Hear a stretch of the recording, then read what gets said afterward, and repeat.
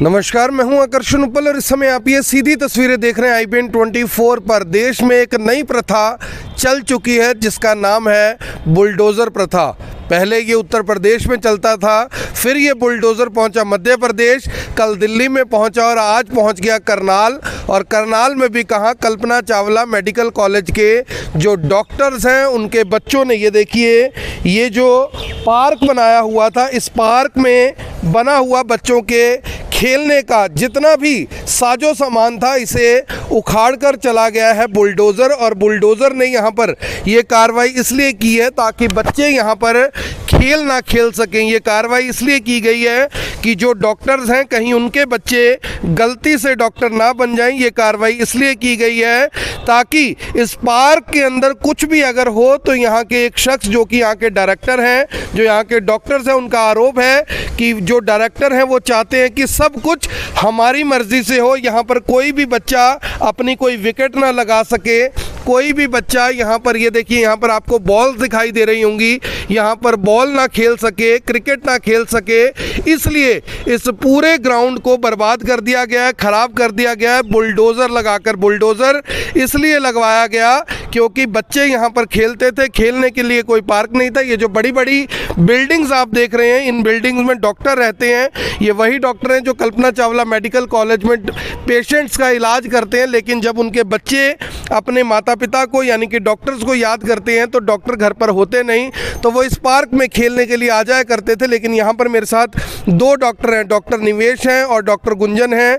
उनके आरोप गंभीर हैं। सवाल यहाँ पर यही कि आखिर ये बुलडोज़र प्रथा कैसे शुरू हुई और करनाल के कल्पना चावला मेडिकल कॉलेज के इस ग्राउंड पर चलाने की क्या ज़रूरत पड़ी जहाँ पर बच्चे खेलते थे, नन्हे मुन्ने बच्चे जो स्कूल से थक कर आते हैं, ट्यूशन से थक कर आते हैं, तो उनका मन करता है कि चलो वो कुछ गेम खेल लेंगे, कुछ खेल खेल लेंगे, 10-12 बच्चे मिलकर कोई छोटी मोटी गेम खेल लेंगे। लेकिन अब वो ये गेम नहीं खेल पाएंगे क्योंकि यहाँ पर आप देख सकते हैं कि बुलडोज़र यहाँ पर सब कुछ तहस नहस कर कर जा चुका है। डॉक्टर निवेश है हमारे साथ। डॉक्टर साहब, आप डॉक्टर हैं, सारा दिन पेशेंट्स के इलाज करते हैं, अभी भी मुझे लगता है कि कुछ काम कर रहे थे जब मैं आया, तो क्या कहना चाहेंगे इस तरह से जब स्थितियाँ बनती हैं तो किसी डॉक्टर का मन करेगा काम करने का, और बुलडोज़र चलाने की ज़रूरत क्यों पड़ी? आप ये समझिए कि हम जो है सुबह से लेकर रात तक अब अस्पताल में रहते हैं। हमारा ये रहता है कि हमारे बच्चे घर पे हैं, सुरक्षित रहेंगे। बच्चों के लिए छोटा सा पार्क से बनाया था क्योंकि हम ना उनको कहीं ले जा पाते हैं, ना कहीं उनको ट्रेनिंग करा पाते हैं। हरियाणा जैसा कि आपको पता है स्पोर्ट्स में बहुत आगे है, हम भी चाहते हैं हमारा बच्चा भी स्पोर्ट्स में भी नाम करे, पढ़ाई करे, ठीक है, जो भी बना बने, पर स्पोर्ट्स में उसको बने। 5 साल हो गए इस मेडिकल कॉलेज में, अभी तक ना तो यहाँ पे जो मेडिकल पढ़ने वाले छात्रों के लिए कोई ग्राउंड है, ना ही जो है कि हमारे जो हम लोग रह रहे हैं हमारे बच्चों के लिए कोई ग्राउंड उपलब्ध है। तो 3 साल पहले कोविड के समय में हमने फिर खुद ही श्रमदान करके ये अपना पार्क बनाया, छोटा सा। खुद बनाया अपने पार्क? खुद बनाया। यहाँ के जितने बंदे थे, जितने रेजिडेंट थे, उन्होंने पैसे देके श्रमदान करके और पैसे देके जो भी चाहिए थे मिला के उसको बनाया। तो बच्चे अपना खेल लेते थे, जैसे आप देख रहे हैं कि यहाँ पे थोड़ा फुटबॉल खेल लिया, क्रिकेट खेल लिया, वहाँ पे बास्केटबॉल का लगा दिया, ऐसे करके हमने बना दिया था। तो अपना बच्चा 3 साल से लेकर जो है कि 16-18 साल सारे बच्चे अपना मिलके खेल लेते थे। पर जो है कि अभी क्या हुआ कि यहाँ पे जो है कुत्तों की बहुत ज़्यादा दिक्कत है, कुत्ते बहुत सारे आते, ग्राउंड ख़राब कर रहे थे यहाँ पे, जो है कि बार बार आते। तो हमने बच्चों की सुरक्षा के लिए, क्योंकि कुत्तों के लिए नगर पालिका ने कहा कि जो हमारे क्षेत्र में नहीं आता, हम नहीं कर सकते, यहाँ वालों ने कोई कार्रवाई नहीं करी। आप गड्ढा देखा होगा, गड्ढा भी जो है कि यहाँ पे 2 मंजिला गड्ढा जो है 6-7 महीने से खुला हुआ पड़ा हुआ है। तो कुछ जो भी सरकारी तंत्र है, जिस कारण है, जहाँ भी रीज़न हमें नहीं पता क्या रीज़न है, वो नहीं कर पा रहे थे। तो यहाँ के सोसाइटी वालों ने डिसाइड किया और अपना एक मेमोरेंडम साइन करके उन्होंने जो है वो बनाया कि हाँ कि जो है कि हम इसको खुद ही अपनी लेवल पे कर लेंगे। तो ये कार्य जो है 14 तारीख से शुरू था। 14 तारीख से इसको बना रहे थे, लेवलिंग कर रहे थे, और जैसे आपको दिखा पुराना नेट, बच्चे खेल सके। तो कब्जा करके कोई बिल्डिंग तो नहीं बनाने वाले थे आप यहाँ पे?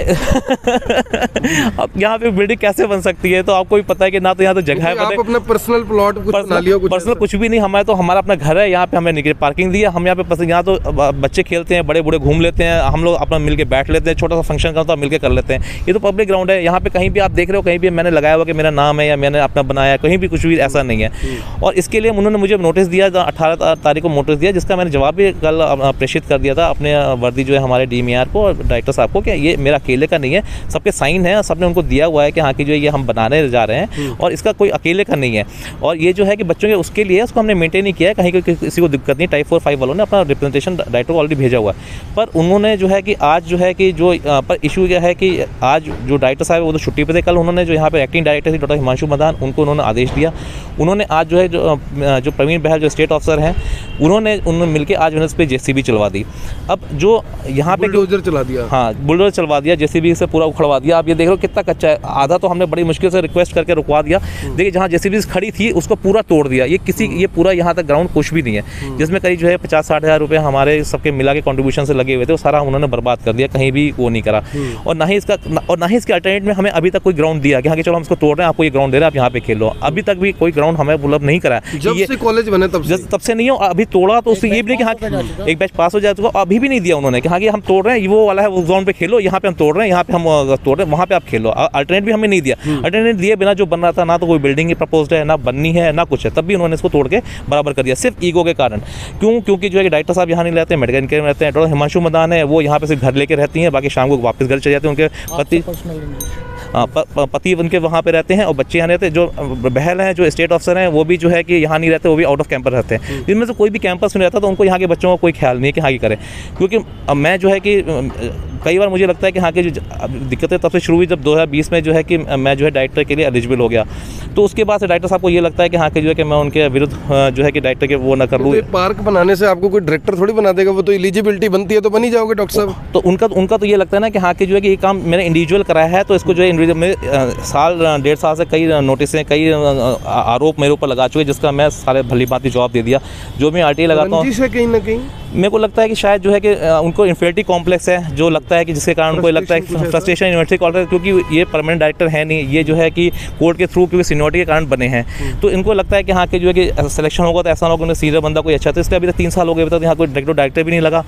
कैसे नहीं अपॉइंट हो रहे, क्या नहीं रहा, मुझे नहीं पता। पर उसके बाद जो है कि जो डॉक्टर हिमांशु है, जहाँ पे खानपुर में मैं प्रोफेसर था और वो मेरी जूनियर थी, वो यहाँ पे आगे क्योंकि पहले ज्वाइन किया तो वहाँ पे अपना सीनियर मानती हैं।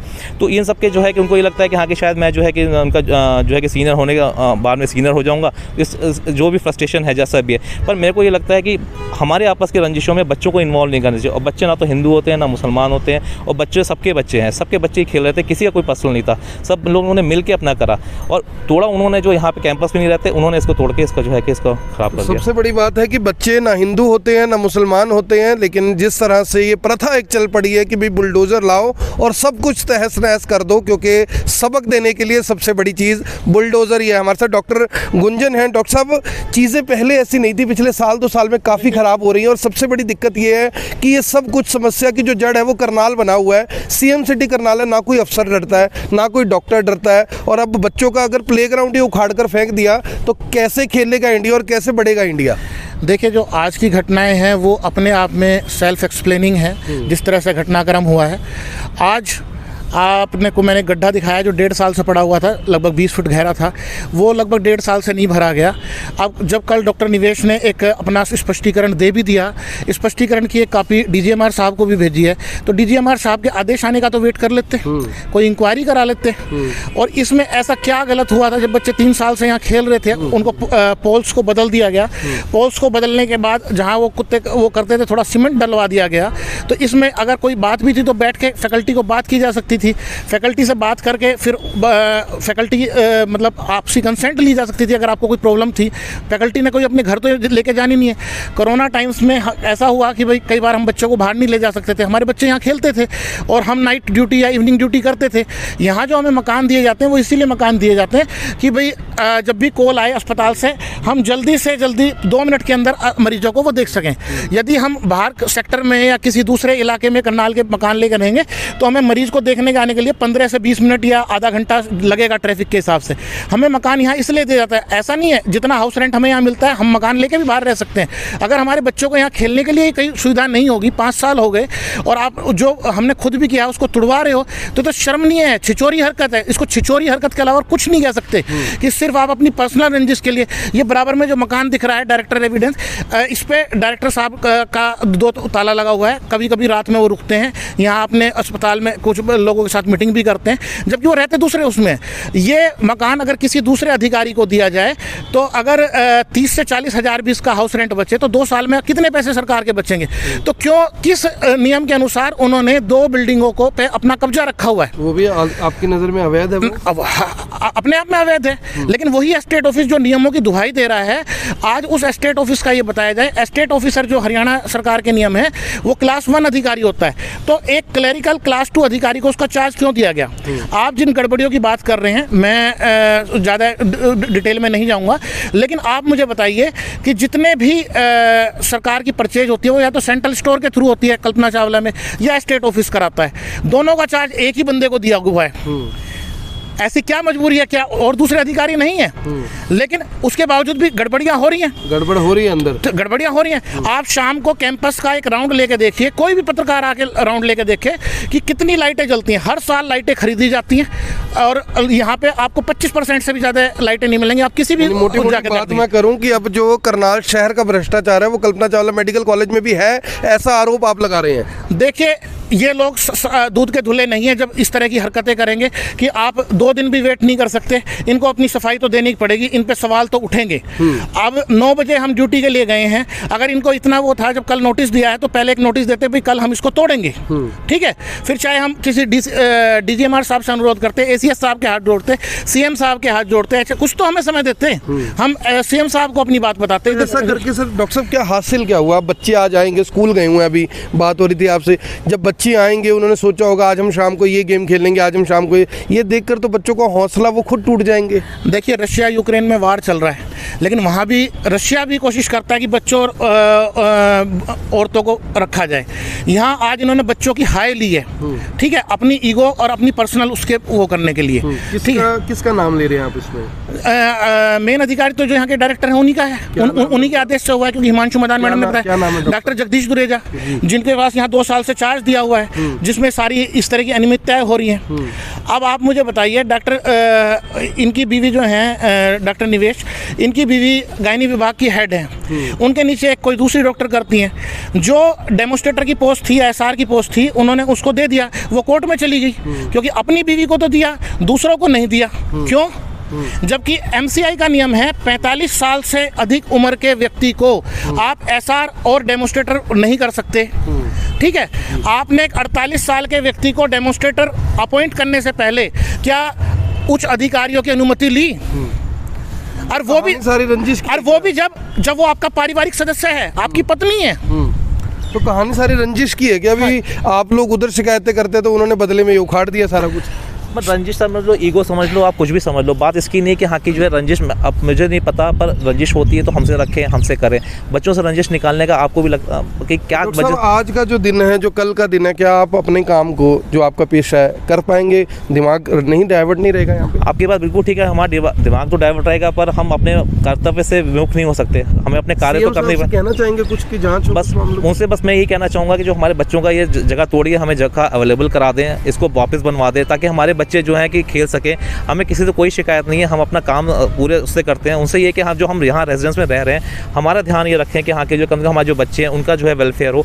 बाकी हमें उनसे और कोई नहीं है, क्योंकि बाकी जो जैसा भी है हमें किसी से कोई वो नहीं है। जो हमारा अपना है, जो हमने ये है, हम अपने पैसे जो बनवाए साथ रुआ दिया, अब कम से कम वो यहाँ पे यहाँ के अथॉरिटी उसको वापस बनवा दे और उसको ठीक ठाक करा दे, ताकि हमारे बच्चे ठीक से खेल सकें यहाँ पे। मेरी जी सभी जितने मेडिकल कॉलेज हैं, चाहे वो रोहतक मेडिकल कॉलेज हो, खानपुर कॉलेज हो, मेवात कॉलेज हो, वहाँ पे बच्चों MBBS के स्टूडेंट होते हैं वो, और फैकल्टी बच्चों के लिए झूले भी लगाए गए हैं और पार्क भी बनाए गए हैं। तो ऐसी सुविधा हमें भी मिलनी चाहिए। 1300 करोड़ खर्च कर दी डॉक्टर साहब, ग्राउंड नहीं, मुझे तो हैरानी हो रही, 1300 करोड़ रुपए का कॉलेज है। इस बारे में तो मैं क्या टिप्पणी करूं, आपको सारा यहाँ का संज्ञान है।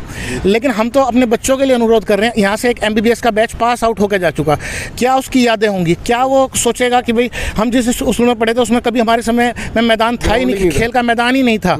तो छोटे छोटे बच्चे, 4-4 साल के बच्चों को अगर मान लो मैं सेक्टर के पार्क में या किसी स्टेडियम में लेके जाऊँगा अपने बच्चे को, तो 2 से 3 घंटे मुझे कैंपस से बाहर जाना पड़ेगा। उस टाइम पर अगर मेरे लिए कोई कॉल आती है, किसी मरीज़ को मेरी ज़रूरत पड़ती है, तो मैं नहीं जा सकता, क्योंकि मेरी तो 3 बजे ड्यूटी होती है। मैं भी अपने बहाना करके निकल जाऊंगा, बच्चे को लेके गया हुआ था जी, तो किसका नुकसान होगा अल्टीमेटली?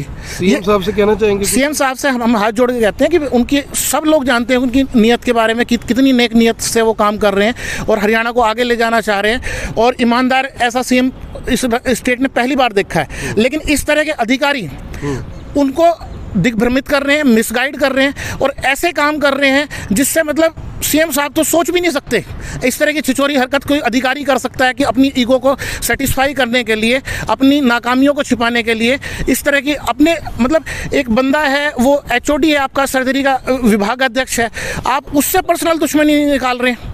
आप उस पर बार बार इस तरह के वो कर रहे हैं, और उसको तोड़ने के लिए आप ये तोड़ के इस तरह से वो कर रहे हैं। इस तोड़ के किसी को क्या मिला? किसी को क्या मिला? किसी को क्या मिला? किसी को मिला क्या? और जब बच्चे स्कूल से आएंगे उनको पता लगेगा कि जहां पर उनके मम्मी पापा डॉक्टर हैं, जिस अस्पताल में उनके मम्मी पापा डॉक्टर हैं, उस अस्पताल के अंदर उनके लिए जो बड़े चाव के साथ, बड़े यानी कि अजब के साथ जो प्लेग्राउंड बनाया गया था, जहां पर ये बच्चे खेलते थे, अपनी प्रैक्टिस करते थे, अब के बाद वो प्रैक्टिस हो नहीं पाएगी। और घूम फिर कर बात वही कि खेलेगा इंडिया तो आगे बढ़ेगा इंडिया, ना खेलने के लिए मैदान छोड़ा तो आगे बढ़ना तो बहुत दूर की बात है। आप सभी लोगों से अपील, जो भी लोग इस वीडियो को देख रहे हैं, इसे साथ के साथ ज़रूर शेयर करें। दिल्ली में, यूपी में, मध्य प्रदेश में बुलडोज़र किसी और कारण से चला था, लेकिन अब प्रथा चली चुकी है, तो हो सकता है कि अगला नंबर मेरा या आपका भी हो। इसलिए इस वीडियो को ज़रूर शेयर करें ताकि लोग भी आगे सतर्क रहें। बुलडोज़र कहीं ना कहीं आने वाला है। धन्यवाद। अब यहाँ तक आ ही गए हैं तो हमारे चैनल को सब्सक्राइब जरूर करें और नीचे दिए गए बेल आइकन को जरूर दबाएं ताकि हर खबर सबसे पहले पहुंचे आप तक।